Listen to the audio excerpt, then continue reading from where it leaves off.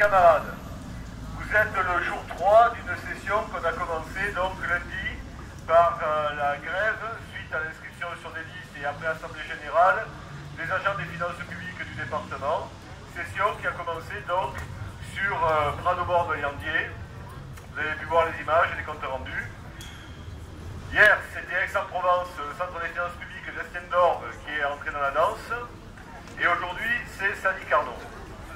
Ce qu'on apprécie en premier lieu, c'est le fait que ce sont des assemblées générales qui ont décidé des modes d'action et ensuite que les agents ont eu une parole et en s'inscrivant sur les listes pour mettre en place cette grève tournante, site par site, les collègues tiennent leur parole et sont grévistes sur les sites en action jour par jour.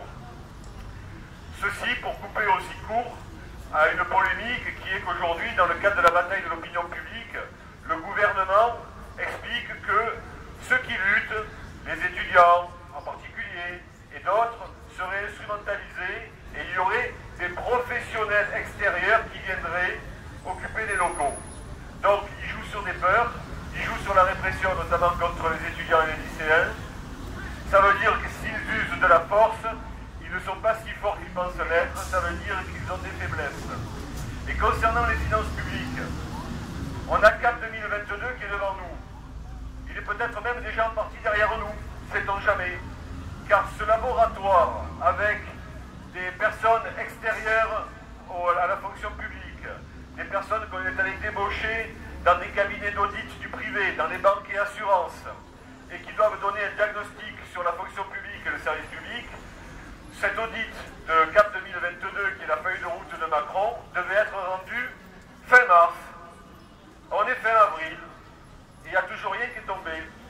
Donc cela veut dire aussi que le fil des luttes qui est en cours, et notamment, hommage à eux, nos camarades cheminots, font que la volonté qu'il y a de démanteler les droits et garanties des salariés et des fonctionnaires se heurte à des résistances.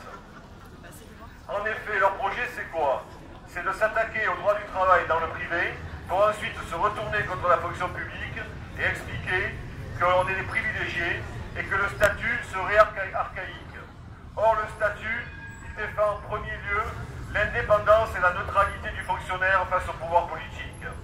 On ne veut pas une société à l'américaine où, au gré des changements politiques, il y a la valse des fonctionnaires et ainsi des salariés inféodés à l'abus de pouvoir.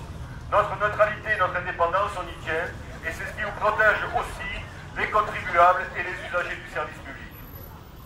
Ensuite, vous dire que dans le cadre des politiques menées aujourd'hui, les finances publiques sont le cœur de cible des contre-réformes.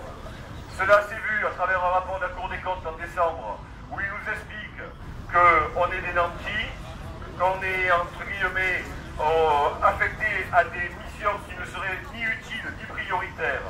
J'aimerais bien aujourd'hui qu'on fasse un sondage dans les services pour savoir qui pense être inutile ou qui pense être secondaire ou accessoire.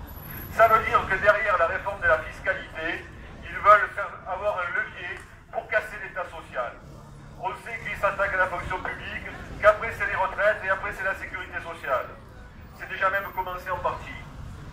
Ce qu'on veut vous dire, c'est que le train des luttes que nous menons aujourd'hui, il participe d'une mobilisation des agents dans les services, il participe également de la prise en compte des intérêts individuels et collectifs dans les bureaux, dans les ateliers, de partout aujourd'hui où on ne veut pas être les sacrifiés, rappelons-le, de jadis une crise financière qui n'était pas la nôtre et qui nous demandait de payer, et aujourd'hui et demain, d'une refondation totale de la société à l'aune des prédictions et de la volonté, en particulier du MEDEF et des néolibéraux.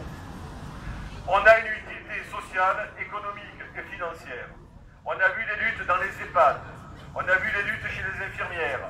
Pensez qu'à Marseille, pour financer les écoles, ils veulent avoir recours au partenariat public-privé, qui est un gouffre sans fond payé par les contribuables. Ils s'attaquent à la fiscalité progressive, dont on sait qu'elle est la seule qui réduit les inégalités à l'échelle d'une nation, d'un pays.